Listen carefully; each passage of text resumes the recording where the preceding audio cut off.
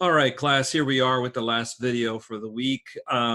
Let's hop right into it.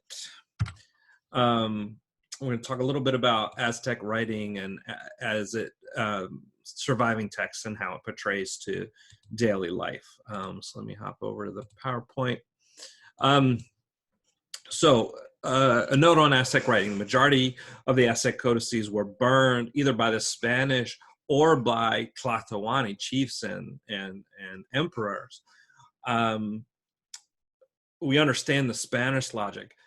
Why the Aztecs would engage in the burnings is to withhold information, to not let it fall into Spanish hands. You see the names of the remaining Aztec codices on the screen: the Codex Mendoza, which you've already seen pages of, the Borbonicus, and the Asuna.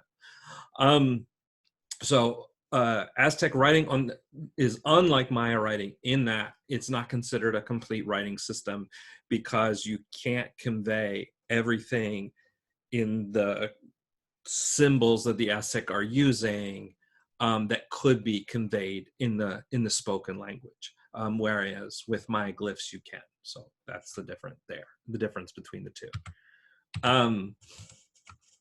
So the Codex Mendoza, as it shows us elements of daily life, these are really interesting. You see here some tortilla making and preparing things that go with them and in them. And then you see on the right some child disciplinary actions. Check that out. I'm not even going to go there. This child is being held over a fire that has chili peppers in it, and having to like have this spicy smoke in their eyes. It's not all disciplinary action, hardcore disciplinary action. Here you see grinding corn for the tortillas, and teaching kids how to fish here and how to weave.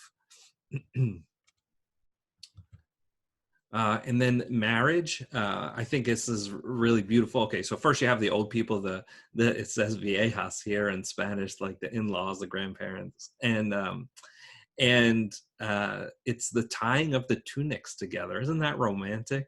I don't know. I think we should try to incorporate that into our marriage rituals, but it's very, very cool.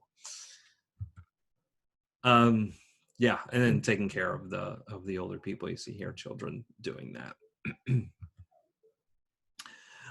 So there is this other book called the Codex Florentine, which is written by a Spaniard named Sahagún, who studied the Aztecs and knew and wrote in Nahuatl. And so he gives us some insight into the understanding of the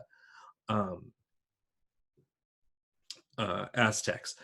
So the Florentine Codex is traditionally called, is actually called the General History of New Spain, and it's an encyclopedia of Aztec life. You see here, let me see. Yeah, I'll jump back a slide in a second, but you see here the different volumes and how expansive they are. I'm not going to ask you to retain all of that. Let's say volume 1, think of as the religious one, volume 2, philosophy, volume 3, politics, and volume 4, the natural world. So make sure you write those down. You can rewind if you need. So it's a bilingual encyclopedia. One column in Spanish, the other in Nahuatl. This page is really cool. This is the Aztec, depicting the Aztec New Fire ceremony. And we'll talk a little bit more about it when we get to the religious stuff, but let me explain it. It's a ritual that would occur every 52 years. And what would happen is everyone would douse the hearth in their home. And once they had done that, they would, as you see in the picture in the lower right, they would clean the house and sweep the house and get rid of all the broken stuff and purify it. Now, Sahagún is, on more than one occasion in this book, looks with a very like kind of European lens, and so you see like a devil being cast out, right? That's part of the cleaning, right? So then the fire priests from the fire temple take a flame on torches and stuff from the fire that will never die, and they go around from house to house and relight all of the hearths from this new fire, this pure fire. And so it was a a once in a probably lifetime, maybe you would get to see too in your life, ceremony of cleaning and renewal and purification. Very cool. Some other pictures, you see ceremonies and warriors depicted.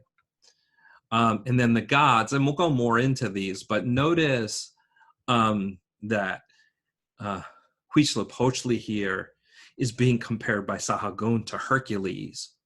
And Tezcatlipoca is being compared to Jupiter, right? So he's trying for Spanish speakers to go to compare the Aztec religious system to a polytheistic system they're already familiar with, that of ancient Rome, right? And so he's making these analogies, which aren't really tight and aren't really very, very good.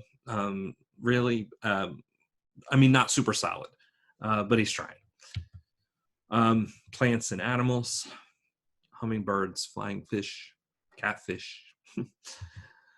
And then depictions of craftsmanship. Here you see a feather worker. Planting seeds with a digging stick. Picking corn, picking flowers, having the white poops of death. I don't even know. All right, that's it for this week's videos. Next week, we're going to get into Aztec religion and the Aztec conquest. So I will see you there. Hope you're having a good week.